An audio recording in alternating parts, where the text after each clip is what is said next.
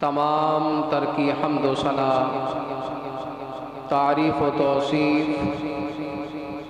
اللہ جل مجدہ الکریم کی ذات بابرکات کے لیے، جو خالق کائنات بھی ہے اور مالک شش جہات بھی، اور حضور پر نور سید عالم سرور کائنات مفخر موجودات زینت بزم کائنات دستگیر جہاں غم گسار زمان سید سروراں حامی بے کساں جناب احمد مجتبیٰ محمد مصطفیٰ صلی اللہ تعالی علیہ وآلہ وسلم کے حضور ناز میں اپنی عقیدتوں اور محبتوں کا اخراج کر لینے کے بعد میرے نہایتی واجب الاحترام معزز سامعین ذی وقار، السلام علیکم ورحمۃ اللہ وبرکاتہ۔ عزیزان گرامی قدر، میں نے آپ حضرات کے سامنے جو آیت مقدسہ اللہ تبارک و تعالی جل وعلا کے پاک کلام الرحمن میں سے تلاوت کرنے کا شرف حاصل کیا ہے، اس آیت مقدسہ کے ضمن میں آج ہماری گفتگو کا عنوان اولاد کی اصلاح و تربیت ہے۔ دعا گو ہوں رب لم یزل کی بارگاہ میں رب العالمین میری زبان پر کلمت الحق جاری فرمائے اور ہم سب کو حق سن کر عمل پیرا ہونے کی توفیق عطا فرمائے۔ گرامی قدر حضرات، اس آیت مقدسہ میں اللہ تبارک و تعالی نے ایمان والوں سے خطاب فرمایا ہے۔ فرمایا یا ایھا الذین آمنوا، اے ایمان والو۔ آمنو کا خطاب کر کے اس رشتے کا حوالہ دیا ہے جو ایک صاحب ایمان کا اللہ تعالیٰ کے ساتھ ہے۔ یہ ایسا ہی رشتہ ہے جیسے کوئی باپ اپنے بیٹے کو بیٹا کہہ کر پکارتا ہے اور بیٹا کہنے میں جو شفقت اور محبت کا اظہار ہو رہا ہوتا ہے وہ مخاطب کے لیے کتنا عظیم ہوتا ہے۔ باپ اگر بیٹے کو نام کہہ کر پکارے وہ بھی صحیح ہے، لیکن اگر بیٹے کو نام کی بجائے اگر بیٹا کہہ کر پکارا جائے تو یہ اس کے لیے بڑی شفقت والی بات ہے، پیار والی بات ہے کہ باپ کہے بیٹا ادھر آئیے، بیٹا فلاں کام کیجئے، بیٹا میں نے آپ کے لیے اس چیز کو پسند کیا ہے۔ یعنی جب بیٹا کہہ کر مخاطب ہوتا ہے والد اپنے بیٹے سے تو بیٹا جو ہے خوشی محسوس کرتا ہے اور باپ کی محبت ظاہر ہو رہی ہوتی ہے، شفقت ظاہر ہو رہی ہوتی ہے کہ اپنے بیٹے سے کس قدر شفقت فرما رہے ہیں۔ تو گویا کہ اللہ تبارک و تعالی نے صاحب ایمان کو، مسلمان کو ایمان والا کہہ کر مخاطب کیا اور اس رشتے کا احساس دلایا کہ جو اللہ سے اس کا رشتہ قائم ہے، ایماندار ہونے کا، اپنے رب پر ایمان رکھنے کا۔ تو میرے رب نے فرمایا یا ایھا الذین آمنوا، اے ایمان والو۔ میرا رب چاہتا تو صرف اتنا ہی کہہ سکتا تھا اے لوگو یا ایھا الناس، لیکن نہیں، اللہ نے صاحب ایمان کو مخاطب کیا نا، اس رشتے کے ساتھ مخاطب کیا جو اللہ سے اس کا رشتہ قائم و دائم ہے۔ گویا کہ اس کے اندر اللہ کی محبت ہے، اللہ کی شفقت موجود ہے، اللہ کس قدر ایماندار سے محبت فرماتا ہے۔ اب فرمایا کہ یا ایھا الذین آمنوا قوا انفسکم وَأَهْلِيكُمْ نَارًا، اے ایمان والو بچاؤ اپنے آپ کو اور اپنے اہل و عیال کو آگ سے۔ کس سے بچاؤ؟ آگ سے۔ وَقُودُهَا النَّاسُ وَالْحِجَارَةُ، اب اس جملے میں اس آگ کی صفت کو بیان کیا جا رہا ہے۔ اس آگ کی صفت کیا ہے؟ وَقُودُهَا النَّاسُ وَالْحِجَارَةُ، کہ اس آگ کا ایندھن لکڑیاں کوئلے نہیں ہوں گے۔ جس سے بچانے کے لیے کہا جا رہا ہے نا کہ اپنے آپ کو بچاؤ، اپنے اہل و عیال کو بچاؤ۔ اس آگ کی صفت یہ ہے کہ اس کا ایندھن نہ لکڑیاں ہوں گی نہ کوئلے ہوں گے۔ وَقُودُهَا النَّاسُ وَالْحِجَارَةُ،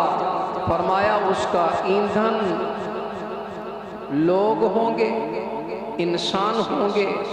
اور پتھر ہوں گے۔ وَقُودُهَا النَّاسُ، انسان ہوں گے، اس کا ایندھن انسان ہوں گے، والحجارہ اور پتھر ہوں گے۔ علیہا ملائکۃ غلاظ شداد، فرمایا کہ اس آگ پر اللہ نے ملائکہ کو مقرر کر رکھا ہے۔ غلاظ شداد، وہ فرشتے جناب والا ایسے ہیں جن کے بارے میں اللہ نے قرآن مجید برہان رشید کے اندر ارشاد فرمایا کہ غلاظ شداد، کہ جو بڑے غلیظ اور تند خو ہیں، سخت مزاج ہیں۔ لا یعصون اللہ ما امرہم ویفعلون ما یؤمرون، فرمایا کہ وہ اللہ کی نافرمانی نہیں کرتے۔ لا یعصون اللہ ما امرہم، اللہ کی جانب سے جو حکم ہوتا ہے اس کی نافرمانی نہیں کرتے، بلکہ وَيَفْعَلُونَ مَا يُؤْمَرُونَ، وہ اس حکم کی تعمیل کو بجا لاتے ہیں جو اللہ کی جانب سے حکم ہوتا ہے۔ اس آگ پر ایسے فرشتے مقرر ہیں۔ گرامی قدر حضرات ذرا غور فرمائیں، اس آیت میں اللہ تعالیٰ نے یہ فرما دیا کہ بات صرف یہاں تک ختم نہیں ہو جاتی، مکمل نہیں ہوتی کہ بس اپنے آپ کو آگ سے بچا کر بیٹھ جاؤ اور اس سے مطمئن ہو جاؤ کہ بس میرا کام ہو گیا، بلکہ اپنے اہل و عیال کو بھی آگ سے بچانا ضروری ہے۔ اپنے اہل و عیال کو بچانا بھی ضروری ہے۔ آج یہ منظر بکثرت نظر آتا ہے کہ آدمی اپنی ذات میں بڑا دیندار نظر آتا ہے، خود نمازی ہے، متقی ہے، پرہیزگار ہے، کثرت کے ساتھ نمازیں بھی پڑھتا ہے، کثرت کے ساتھ روزے بھی رکھتا ہے، اللہ پاک نے اگر مال و دولت سے نواز رکھا ہے تو حج اور عمرے کی سعادت بھی حاصل کر رہا ہوتا ہے، صدقات و خیرات بھی دے رہا ہوتا ہے، اور خود تو جو ہے جناب والا تکبیر اولیٰ کے ساتھ پنج گانا نماز با جماعت ادا کر رہا ہوتا ہے اور وہ اس پر مطمئن ہوتا ہے کہ میں خود تو صاحب تقویٰ ہوں، صاحب ایمان ہوں، اور میں گناہوں سے بھی بچتا ہوں، اپنے آپ کو ہر طرح کی خرافات سے میں بچاتا ہوں، اور میں پنج گانا نماز با جماعت ادا کرتا ہوں، خود یعنی اس پر مطمئن ہے۔ تو اللہ نے کیا فرمایا؟ یا ایھا الذین آمنوا قوا انفسکم، اپنے آپ کو بھی بچاؤ، واہلیکم نارا، اور اپنے اہل و عیال کو بھی بچاؤ۔ گویا کہ اپنے آپ کو بھی اس جہنم کی آگ سے بچانا ضروری ہے، اور اپنے اہل و عیال کو بچانا بھی ضروری ہے۔ اگر کوئی شخص خود تو صاحب تقویٰ ہو، صاحب ایمان ہو، اور صاحب جو ہے عبادت ہو، عبادت کرنے والا ہو، تکبیر اولیٰ کے ساتھ جو ہے نماز پڑھنے والا ہے جماعت کے ساتھ، لیکن